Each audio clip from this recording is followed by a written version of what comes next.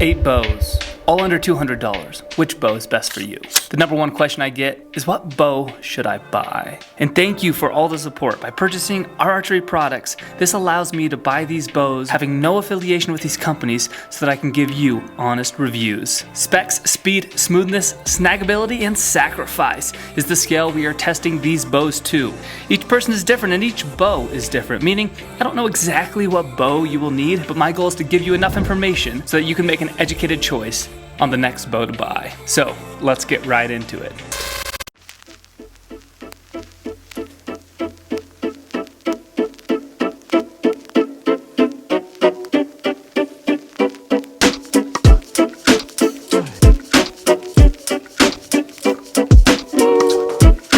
Now with these bows, they don't go into great detail about what the specs are, but I'm going to go ahead and compare exactly the specs that they say with what we find out. And that's part of the reason I wanted to make this sort of video, is to show you what you're actually getting in comparison to what they say you're getting. So let's jump into the specs to see how accurate they are.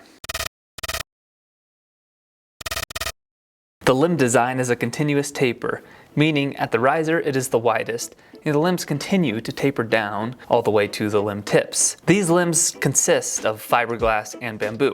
If you look close, you can see the bow limb has 2 veneers of bamboo in the center that are sandwiched between 2 pieces of fiberglass on the back and on the belly of the bow. There is this extra piece of dark wood right here in the middle.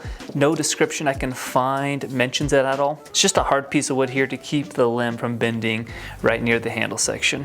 It would be comparable to what I call a power lamb on the bows that I make. So this piece of wood right here that's 12 to 14 inches long, I call that the power lamb or the power lamination, and it really stiffens up the handle.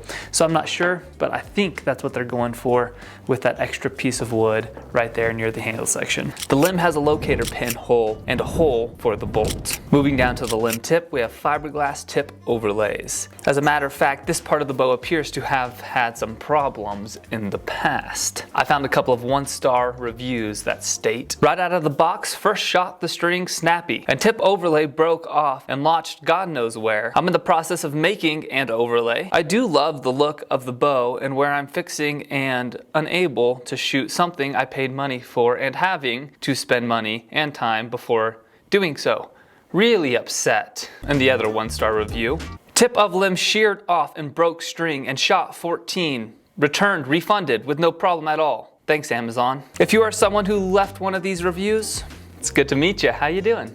Hey, Anthony. With this being said, one review was August 22nd, 2019. The other one was in December of 2019. It looks like it's been a year since then with 4.5-star reviews, so this problem has probably been fixed. These limbs can be purchased individually, which means you can have different draw weights with only having one riser. This can be nice so that you can practice with a lower poundage and then move up in poundage as you desire without having to buy multiple risers or multiple different bows. This is not a new concept. In fact, it is what the ILF system is primarily based upon. This is not an ILF bow, but getting the ability to be able to change out your limbs for an extremely cheap price like this is pretty cool. At the same time, the downfall to this is kind of the price. It is comparable to a printer and ink. You go out and buy a printer, and then when it comes time to replace the ink, you go to buy the replacement ink cartridges and find out that the ink cartridges cost more than the printer cost in the first place. The bow costs $95.99 and the replacement limbs or the extra limbs cost $75. Now, depending on the draw weight of limbs you get, some are cheaper. They go down to about $63. This means that the riser is valued at $20 or $30. With all that being said, you could still pick up a bow that has a specific limb weight and then get a replacement set of limbs for the price of around $160 to $175. Getting a riser and 2 sets of limbs for under $200 is unheard of. Well, that is, unless you've heard of this bow before. There is a Black Hunter recurve bow that I reviewed a while ago. It's basically identical to this longbow, except the limb tips are recurved a little bit. So here are a couple of the differences between these two bows. One is the limbs have a different shape because one's a recurve and one's a longbow. Secondly, the risers are like exactly identical except where the limb contacts the riser. With saying this, the pin locator and the bolt hole are the same dimensions for each bow, so you can can put recurve limbs on the longbow, although they don't necessarily recommend this. It works completely fine to interchange these limbs. It just doesn't look perfectly because the way they shaped the riser. In saying this, again, the manufacturer doesn't recommend this. I couldn't find them saying anything on this to do this or not to do it, but I interchanged the longbow limbs with the recurve limbs to see how they would perform, and they perform just fine because the risers are identical. It's just the shape that doesn't match up perfectly.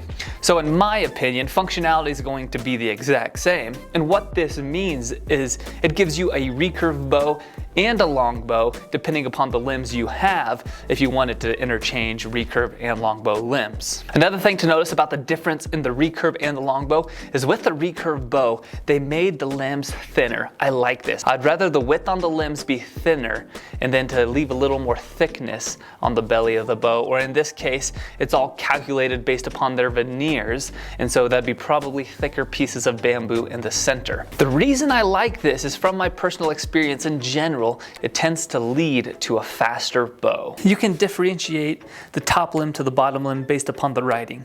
The riding always goes on the bottom limb. To string the bow, get the bigger loop and slide it over the top limb, and the smaller loop will go into the knot groove. Slide the pocket of the shatterproof bowstringer on top of the bottom limb, and then you're good to go ahead and pull up and string the bow. Like that. Here is the profile of the bow. We're gonna pull this down to 28 inches to see if it is indeed at 40 pounds. So there's the tiller for you. 28 inches is dead on right there. And 39.8 pounds.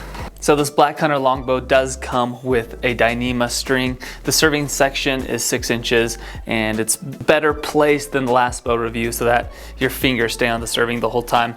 Again, I prefer it to go further down so that it protects from Armguard slap, but what are you to expect with a bow this cheap? The last thing, that's not really specs, but they say there's a 12-month, 100% satisfaction guarantee, and they'll return and refund you 100%, which is really interesting that they're guaranteeing that. But the specs online, they don't show very many of them. It's basically the poundage at the draw weight, and it's a D97 string. So as far as everything they give us with this bow, I'm gonna say this bow is a 9 out of 10 on the specs scale because it's just about perfect.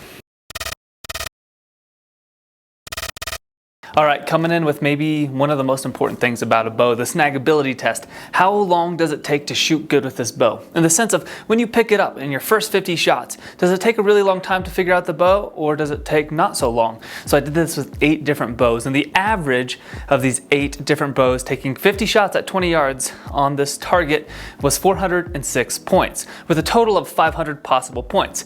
This bow right here came up at 426 points, so better than average. And as a matter of fact, this bow was second out of all of the 8 bows. So this bow on the snagability test was great, and it was really smooth.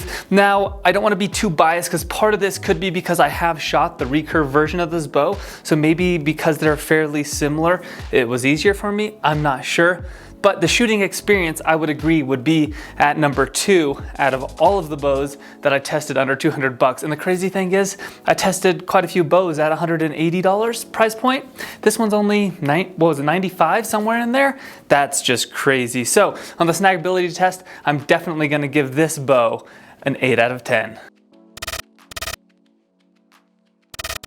All right, so the smoothness and the quietness and how comfortable the bow is to shoot all kind of go hand in hand. This bow right here, I'm liking it so far. Let's take a shot and listen to this. It's kind of like a snap. It's a quick, loud noise, and then it fades off quick. It doesn't rattle much. And when you don't hear that rattling, generally you don't feel that rattling, and that's the case with this bow. In general, the longer bows are going to be smoother, and recurves may not be quite as smooth as long bows. A well-made recurve bow will shoot better actually than a bad-made longbow. Now there's plenty of ways to quiet a bow, the bowstring, string silencers, felt, etc. But today, we're not doing any of that. We're just testing it with what it comes with, and what do we get for the smoothness with this bow? I'm gonna give it a 7. I am absolutely shocked with the Black Hunter bow and the price of it, how comfortable it is to shoot. The grip, I really like the feeling of this grip. It feels really good. So the smoothness, the quietness, the comfortability, all kind of go hand in hand. And on the Black Hunter, we're giving it a 7. Okay, speed. How do you test speed when I've got some 35, some 40 pounds, and 45 pound bows? How do we test speed and keep it consistent? Well, this is how I'm gonna do it. I'm gonna use arrows that equal 10 grains per pound of draw weight.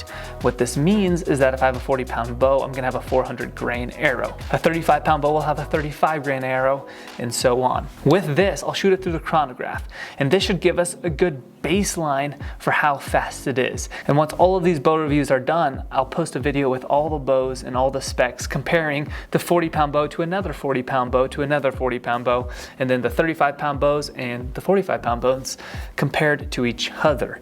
Now, keep in mind that my draw length is gonna be slightly longer than 28 inches. It's more like a 29-inch draw length.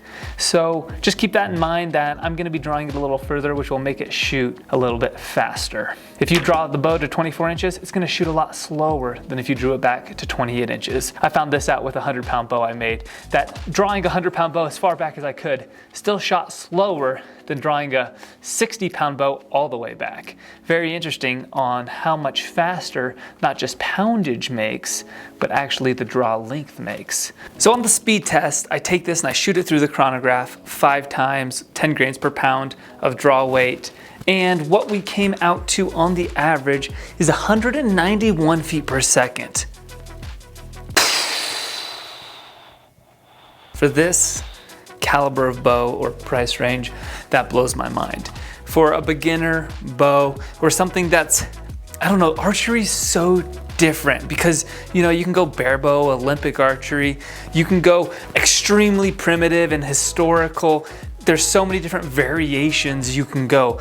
But for this category of bow, this is really fast and it's smooth, it's crazy. So 191 feet per second at 39.5, 39.8, somewhere in there is the reading of poundage. Now this is with a 400 grain arrow, giving this a 9 out of 10 on the speed. It just, I shot this right next to the recurve bow, the similar one that I've been talking about, and the recurve does go 3 feet per second faster. But the reason I think they are so close in speed is because the thinner limb design with this longbow. And you know I like the thinner limb design instead of wider limbs. And I think from my personal experience with making bows, I mean, there's a few of them back there I've made, that the thinner limb designs do go faster than wider limb designs if the material can handle it. Because if you do it with too thin of material, then you're getting into dangerous territory where the bow might break on you. I'll stop on that and just say thumbs up to this bow on the speed, 9 out of 10 on the speed test. So what do you have to sacrifice for this bow? Just a little bit of plasma. No, in all reality, like, not much. Like, I can't complain with this bow. I got this bow because I really like the Black Hunter recurve, and I was like, I wonder if I'll like this one as much. Now, personally, I actually like this one more, and I know each person's different on whether they prefer a long bow or a recurve bow or whatever type of bow you like is a personal opinion. For my body, for the grip, for my hands, this bow just feels good, fits really good.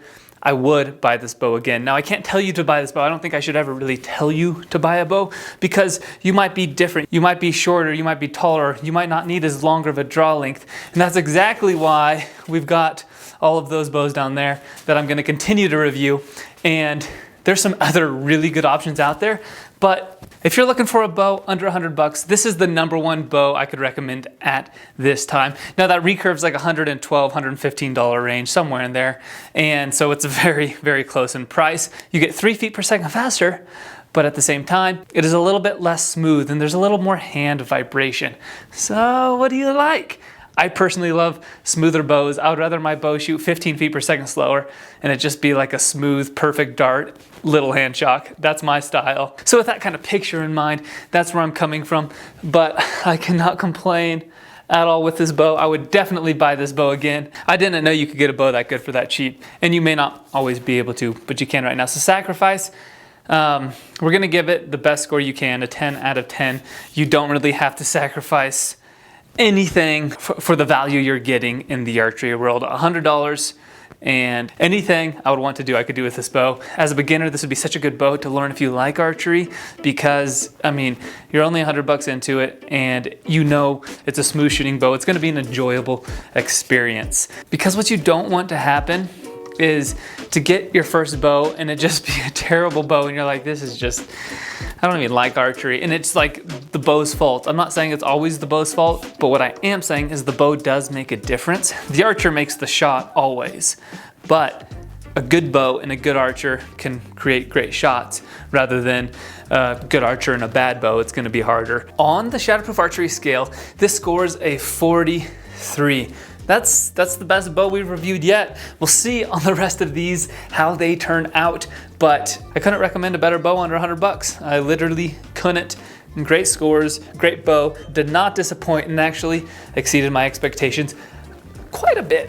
I was gonna say this much, but quite a bit. Like, I just give it a thumbs up. And I have talked plenty today, so thanks for watching. I hope this is beneficial to you. If you've used this bow, let me know in the comments in your experience. Hopefully it's the same as mine. The only caution I saw was a couple of reviews where the limb tips were having problems, but again, that's more than a year ago, and I'm assuming they fixed the problem with all the great reviews since then. So, stay shatterproof, guys. Thank you so much. Stay positive, do all the good things, keep your mind right, keep putting in the good stuff, and I'll see you guys on the next video.